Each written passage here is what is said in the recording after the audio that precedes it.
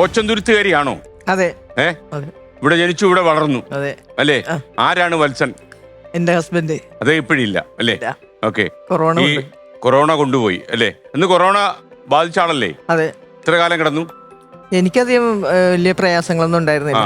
കുറച്ച് ദിവസം 2 ദിവസത്തെ പനി ഉണ്ടായുള്ളൂ. പുള്ളിയും അവശത ആയതുകൊണ്ട് നമ്മൾ ഒരു എത്ര ദിവസം കിടന്നു കോവിഡ് ബാധിച്ച്? 10 ദിവസം. 10 ദിവസം കഴിയുമ്പോൾ താങ്കളും കോവിഡ് ബാധിച്ചിരിക്കുകയായിരുന്നു അല്ലേ? നിങ്ങൾക്ക് തമ്മിൽ കാണാനുള്ള ഒരു സാഹചര്യം ഇല്ലായിരുന്നു. 10 ദിവസം പുള്ളിനെ ഐസിയുലാക്കി.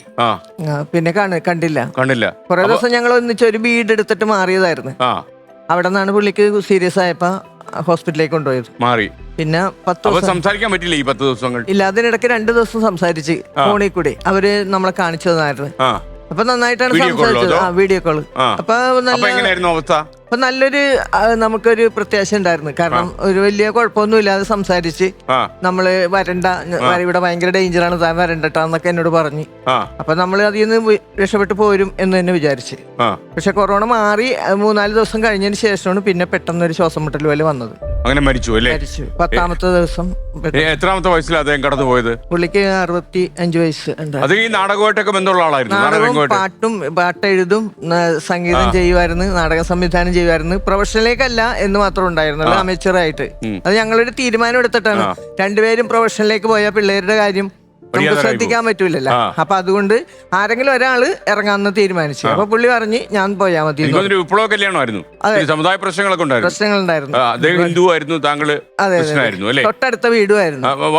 ഈ പ്രണയം അങ്ങ് അടുത്ത് തന്നെ വളർത്തി 5 വർഷം. 5 കൊല്ലം. 5 കൊല്ലം. തൊട്ടടുത്ത് വിടുന്ന വിളി കേൾക്കുന്ന അകലത്തിലാണ്. അടുത്ത് നിന്ന് ഒരു പാട്ട് പാടി അപ്പുറത്തുനിന്ന് ഇപ്പുറത്ത് കേൾക്കാം. അയ്യോ, അന്ന് ഏത് പാട്ടാ പാടിയത്? അക്കരെ ഇക്കരെ നിന്നാലെങ്ങനെ ആശ തീരും.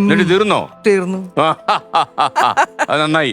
5 കൊല്ലം പ്രണയിച്ചു. അപ്പൊ വീട്ടുകാര് ഉടക്കി കാണുമല്ലോ. 5 കൊല്ലം ആരും അറിഞ്ഞില്ല. ഇല്ല, 5ാമത്തെ കൊല്ലമാണ് അറിഞ്ഞത്. കെട്ടിയോ? അതോടുകൂടി പിന്നെ ഇറങ്ങിച്ചെന്നു. അല്ലാണ്ട് നിവൃത്തിയിലായിരുന്നു. വീട്ടിൽ പറഞ്ഞോ? വീട്ടിൽ പറഞ്ഞില്ല. വീട്ടുകാരും അറിയാതെ തന്നെ അങ്ങോട്ട് പോയി. അവരുടെ വീട്ടിൽ അറിഞ്ഞോ? അവരുടെ വീട്ടിൽ ചെന്നപ്പോഴാണ് അറിഞ്ഞത്. കാര്യം ഈ സാമുദായിക വിപ്ലവം ഉള്ളതുകൊണ്ട് അത്ര പെട്ടെന്നൊന്നും വീട്ടുകാർ അംഗീകരിക്കില്ലല്ലോ. അംഗീകരിച്ചില്ല. ഭയങ്കര പ്രശ്നങ്ങളായിട്ട് തന്നെയാണ്. അവിടെ ചെന്നു. എത്രാമത്തെ വയസ്സിലായി വിപ്ലവം? 17 വയസ്സിൽ. 17 വയസ്സിൽ ഇറങ്ങിപ്പോയി. അപ്പോഴും നാടകത്തിൽ സജീവമാണോ? നാടകത്തിൽ സജീവ. ആ സമയത്താണോ 75 വയസ്സുള്ള അമ്മച്ചിയുടെ വേഷം കിട്ടിയത് നാടകത്തില്? 19 വയസ്സിൽ. 19 വയസ്സിൽ 75 കാര്യം തിലകന്റെ ഭാര്യയായിട്ട് ഭാര്യയായിട്ട് അല്ലേ? ഓ, അതൊക്കെ സൂപ്പറായി. അദ്ദേഹത്തിന് ജോലി ഉണ്ടായിരുന്നു അന്ന്? അദ്ദേഹത്തിന് പ്രത്യേകിച്ച് അങ്ങനെ ജോലിയൊന്നുമില്ല. നമ്മുടെ അവിടെ ഈ ചീനവല വലി അങ്ങനെയുള്ള ചെറിയ ചെറിയ പണികളാ അതേ ഉണ്ടായിരുന്നുള്ളൂ. വലിയ ജോലിയൊന്നും കിട്ടിയിട്ടുണ്ടായില്ല. കണ്ടുമുട്ടണേണ്. ഓടി നടന്ന് അവിടെ ഇവിടെയൊക്കെ ഒന്നിച്ച് നടന്നു. അയലത്തുള്ള ഒരാളിനെ തന്നെ പ്രണയിച്ച് കെട്ടണം, അത് വേറൊരു മതസ്ഥനെ തന്നെ കെട്ടണം എന്നൊക്കെ തീരുമാനിച്ചിറങ്ങിയതാണോ അതോ സന്ദർഭവശാൽ പെട്ടുപോയോ? സന്ദർഭവശാൽ അങ്ങനെ ഒരു പ്രണയമായതാണ്.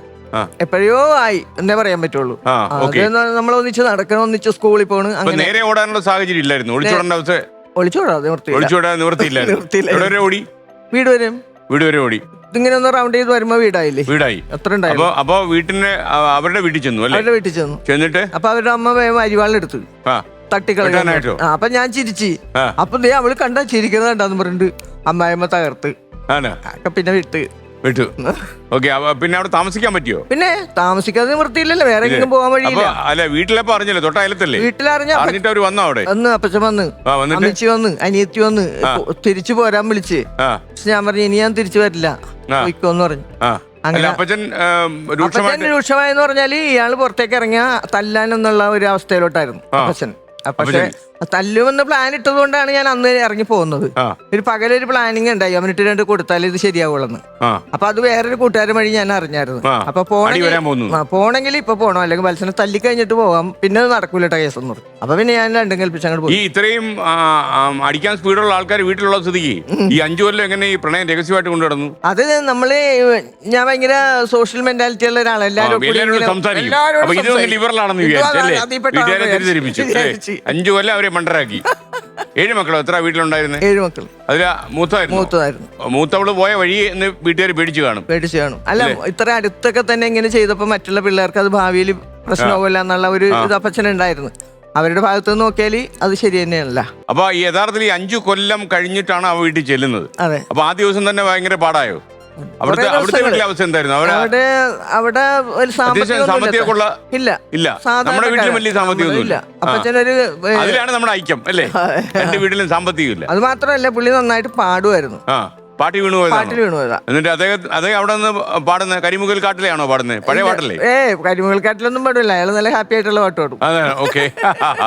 അപ്പൊ അവിടുത്തെ ഒരു അവസ്ഥയുടെ എങ്ങനെയായിരുന്നു? ദൈന്യതയ്ക്ക് നടുവിലാണല്ലോ. അതെ, അവര് വളരെ കഷ്ടപ്പെട്ട് ജീവിക്കുന്ന ആളുകളായിരുന്നു. അപ്പൊ ഈ മൂത്ത മകനായിരുന്നു അത്. അപ്പൊ അവൻ ഇങ്ങനെ ഒരു പെണ്ണിനെയൊക്കെ വിളിച്ചിട്ട് വന്നു കഴിഞ്ഞാൽ ബാക്കിയുള്ള നിങ്ങൾ ആരും നോക്കും? അച്ഛൻ മരിച്ചു പോയിട്ടുണ്ടായി. അപ്പൊ അതിന്റെ ഒരു സങ്കടവും അരിശവുമാണ് അവര് പ്രകടിപ്പിച്ചത്. പൊരുത്തപ്പെട്ട എത്ര ദിവസം കൊണ്ടാ? പൊരുത്തപ്പെട്ടെന്ന് തന്നെ പറയാൻ പറ്റില്ല. ഒരുപാട് കാലം കഷ്ടപ്പെട്ട് വിഷമിക്കേണ്ടി വന്നു. നമ്മുടെ വീട്ടുകാർ പൊരുത്തപ്പെട്ടോ? നമ്മുടെ വീട്ടുകാര് എനിക്ക് അത് കഴിഞ്ഞിട്ട് ഒരു കുറച്ചു നാൾ കഴിഞ്ഞപ്പോഴേക്കും ഒരു അസുഖം വന്ന് പെട്ടുപോയി. അപ്പൊ പോകും എന്നുള്ള ലക്ഷണമായപ്പോഴേക്കും അയൽവാസികളൊക്കെ പറഞ്ഞിട്ട് ഇങ്ങനെ പൗളിനെ വിളിക്ക് വീട്ടിലേക്ക് ജോണിട്ടാ, ഒരു അത്രയും അവശതയിലാണ് പൗളി എന്നൊക്കെ പറഞ്ഞപ്പോ അപ്പച്ചന്റെ മനസ്സ് അലിഞ്ഞു.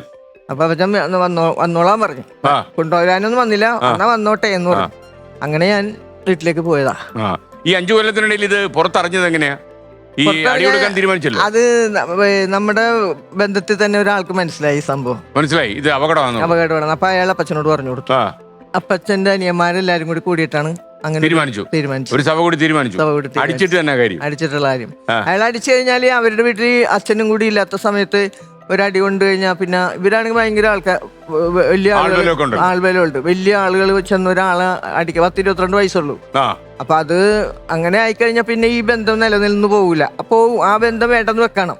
അങ്ങനെ ആയി പോകൂല, വൈരാഗ്യമായി പോലെ. അപ്പൊ അതുകൊണ്ടാണ് ഞാൻ ഇറങ്ങിപ്പോയത്. പ്രണയകാലത്ത് ഏറ്റവും സുരഭിലമായ നിമിഷം പുള്ളിയായിട്ട് കറങ്ങാനൊക്കെ പോകുമായിരുന്നു? അതോ? പുള്ളിയായിട്ട് കറങ്ങാൻ അങ്ങനെ കാര്യമായിട്ടൊന്നും പോയിട്ടില്ല. ഞാൻ നാടകത്തിന് പോകണല്ല.